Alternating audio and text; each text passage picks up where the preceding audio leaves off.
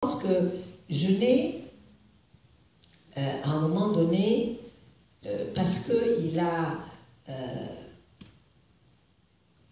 écrit une forme de littérature lorsqu'il était en prison qui était, comme il disait lui-même, sa seule manière de sortir de tôle était d'avoir recours à la poésie, aux mots. Et que c'est pas lui qui a décidé qu'il était un auteur, c'est ceux qui ont reçu ce qu'il avait écrit en prison, qui ont, comme Sartre, comme Cocteau, comme Jouvet, comme tous ceux qui ont eu la chance de le lire très tôt, ont réalisé qu'il y avait là un immense poète qui était en prison. Et une fois qu'il était sorti, il n'a plus eu de raison d'écrire. Sauf le jour où certains ont eu la bonne idée de lui demander d'écrire des pièces de théâtre. Et c'est intéressant que c'est le théâtre qui l'a intéressé, c'est pas une autre forme, il n'a pas écrit de roman. Il a écrit un théâtre très politique. Mais un théâtre qui est très symbolique de toutes les questions du politique qu'il voulait traiter. Et puis il s'est arrêté d'écrire et moi je pensais que il n'avait tout simplement pas envie, parce que lorsqu'on en parlait avec mon mari, parce qu'on a beaucoup vécu ensemble au Maroc pendant les 10 dernières années de sa vie, où nous aussi on habitait, on était persuadés qu'il n'avait plus aucune envie, sentiment d'urgence pour l'écriture, jusqu'au jour où, en 82, il y a eu l'attaque israélienne contre le Liban, en juin, que cette guerre était totalement arbitraire et elle a été déclarée par Sharon, qui avait dans sa tête le plan de renverser le gouvernement au Liban, de mettre à la tête du Liban un allié qui était les phalangistes, qu'il avait déjà contacté, qu'il avait formé, qu'il avait emmené en Israël, dont celui qui a été élu, Bachir Gemayel et ses aides de camp, à qui on avait donné une formation militaire, à qui on avait encouragé le discours que nous ne sommes pas des Arabes, les Palestiniens sont en train d'islamiser le Liban, de détruire le Liban, d'en faire une plaque tournante du terrorisme, et nous on va refaire la Suisse du Moyen-Orient et défendre les chrétiens contre les musulmans et devenir les alliés du grand pays qui va nous défendre, qui est Israël. Et le plan de Sharon était bien sûr donc de mettre au gouvernement les phalangistes et de se débarrasser de celui qui était son obsession perpétuelle, le président Arafat et bien sûr l'OLP. Et il a menti à tout le monde, à commencer par son propre gouvernement, c'est-à-dire Menachem Begin, qui était le premier ministre israélien de l'époque et qui était du Likoud, mais qui ne cherchait pas, lui, à s'embarquer dans une nouvelle guerre. Et ils ont assiégé la ville, ils ont bombardé la ville, ils ont beaucoup détruit la ville pendant les 3 mois de siège. Et au bout de ces 3 mois, comme c'est vrai que le Liban a payé une facture très chère à cause de la présence de l'OLP et des combattants palestiniens qui étaient avec le président Arafat a décidé qu'il fallait épargner ce qui restait de la ville de Beyrouth, qui avait été très détruite, et surtout épargner les habitants de la ville, les civils, parce que non seulement il l'a bombardé, il l'a détruisé, ils ont coupé l'eau. Ils ont coupé l'eau, ce qui fait que ça devenait invivable, même pour les familles et les enfants. Et donc Arafat est parti début septembre, fin août, avec ses combattants, avec un accord signé avec la France, avec les États-Unis, avec les Israéliens, qui lui permettait, grâce au navire français envoyé par François Mitterrand, de quitter avec les combattants armes à la main de manière très, très honorable et très digne le Liban, en disant nous sortons de notre plein gré pour épargner à Beyrouth plus de morts. Et l'accord disait très spécifiquement que 3 armées officielles étaient en charge de protéger les civils des camps, puisque les combattants partaient, et que c'est ces combattants qui protégeaient les 400 000 Palestiniens habitants des camps de réfugiés. Et ces 3 armées étaient l'armée américaine, française et italienne. C'est les 3 qui ont été désignés par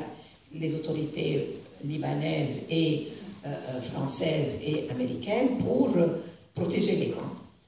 Et le lendemain de l'assassinat de Béchir Gemayel, qui a été assassiné par les Syriens, parce que les Syriens ne voulaient pas qu'on mette à la tête du gouvernement ce genre de régime politique, Sharon a rompu l'accord, est entré avec son armée à Beyrouth et a organisé les massacres dans ces deux camps qui s'appellent le camp de Shatila et le camp de Sabra,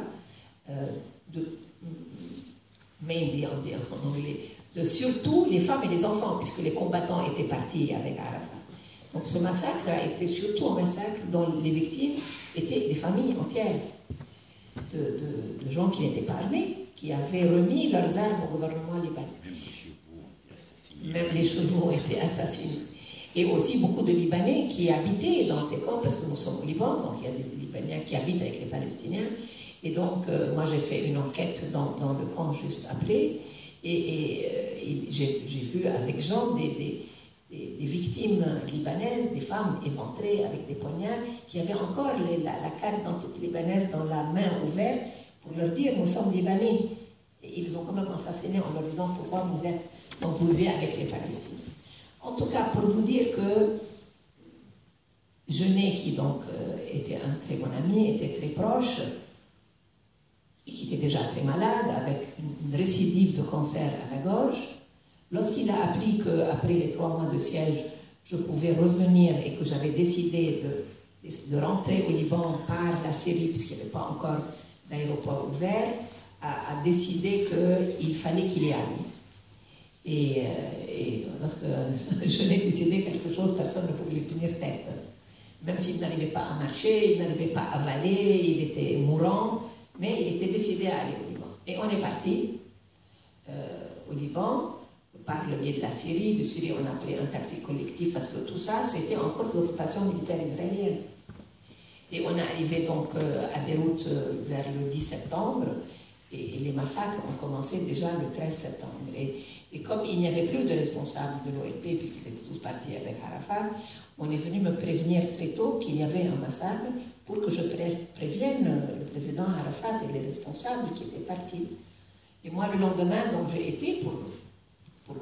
pouvoir savoir quoi dire, et je n'imaginais pas que c'était l'horreur que nous avons découvert, parce qu'en fait, le massacre durait déjà depuis plusieurs jours, et les cadavres étaient en décomposition, et c'était sûrement le dernier lieu qu'il fallait,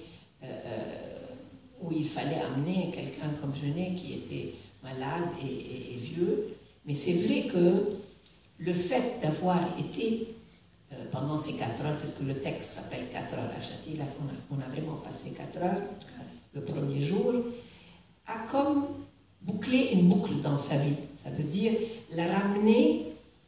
à quelque chose qui a été une constante dans les dernières années de sa vie, qui est pourquoi il s'est reconnu dans les Palestiniens. Pas dans la Palestine, mais dans les Palestiniens. Ça veut dire, lui n'avait pas un projet de solution de conflit, ou ça ne l'intéressait absolument pas. Mais il avait passé déjà plusieurs mois avec les combattants palestiniens en 70 en Jordanie, parce que le représentant de l'OLP de l'époque, Mahmoud El-Hamshari, malheureusement assassiné à Paris en 72, lui avait demandé d'aller témoigner, comme beaucoup de dirigeants de l'extrême gauche française. Et là, il a vraiment vu le début d'une révolution. Et pour lui, un début de révolution, c'est pas seulement une action politique, c'est avant tout une action poétique. Poétique et même esthétique, puisque la révolte, la révolution, parce qu'on se débarrasse de tout ce qui vous retient comme convention, comme valeur rétrograde, vous recroquevillez sur vous-même, tandis que la révolte vous donne un élan, et c'est incroyable parce que dans certaines pages, on aurait dit un peu comme André, qu'il s'était promené, qu'il voyait les choses avant qu'elles n'arrivent, comme justement le jet de pierre des enfants. Et donc, Genet est arrivé à la dernière forme d'écriture de sa vie, qui sont donc les textes que vous avez, je vois que vous avez l'ennemi déclaré là, où il y a 4 heures à Châtillon, et surtout ce magnifique texte qui ne ressemble à aucun autre, qui s'appelle Un captif amoureux. Un captif amoureux, c'est un texte qui est un genre de tissage de sa vie, qui parle de tout ce qui a compté pour lui dans le monde extérieur à lui-même, et il parle beaucoup, beaucoup de lui-même. Donc il parle des panthères noires, il parle des révolutionnaires japonais, il parle des Palestiniens, il parle des Français, il parle du bagne.